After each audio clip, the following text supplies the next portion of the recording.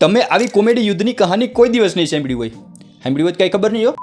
જેમાં એક સાઈડ ઓસ્ટ્રેલિયાની આર્મી અને બીજી સાઈડ પક્ષી જેનું નામ ઈમુ છે. હવે વાત એમ હતી કે પ્રથમ વિશ્વ યુદ્ધ પૂરું થયું પછી 1932ની આસપાસ ઓસ્ટ્રેલિયાના નિવૃત્ત સૈનિકો ખેતી કરતા હતા. ત્યારે આ શાહમૃગ જેવા દેખાતા 20,000 ઈમુ પક્ષીઓ પાણી અને ખોરાકની શોધમાં ફેન્સિંગ તોડીને ખેતરોમાં ઘૂસી ગયા અને પાકનો નાશ કરી નાખ્યો. હવે ખેડૂતો ગયા સરકાર પાસે અને રક્ષા મંત્રીએ તો છાતી ઠોકીને કહી દીધું કે ચિંતા ના કરો, આપણી આર્મી જશે મશીન ગન લઈને. મેજર સાહેબ તો 2 સૈનિકો 2 લુઈસ ગન અને 10,000 ગોળીઓ લઈને નીકળ્યા. એને એમ કે 2 મિનિટનું કામ છે, પણ ચકલા કોઈ દી ઈમુ ન બને સાહેબ. પક્ષીઓએ નાના ગ્રુપ બનાવ્યા અને જેમ સૈનિક ગોળીબાર કરે એમ અલગ અલગ દિશામાં લગભગ 50 કિલોમીટર પ્રતિ કલાકની ઝડપથી ભાગી જાય. સૈનિકોએ નોટ કર્યું કે ટોળામાં એક મોટું પક્ષી નજર રાખતું અને જેમ સૈનિક નજીક આવે એમ બીજા પક્ષીઓને ચેતવી દે. લગભગ 1 મહિના સુધી આ ચાલ્યું.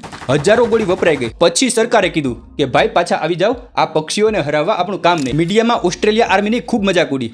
ઈમુ યુદ્ધ જીત્યા અને ઓસ્ટ્રેલિયન આર્મી યુદ્ધ હારી ગઈ. પછી સરકારે ખેડૂતોને જ ઈમુને કાબુ મેળવવા માટે ઇનામની જાહેરાત કરી. એટલે ખેડૂતોએ ફેન્સિંગ મજબૂત બનાવી અને બધું હલ થઈ ગયું.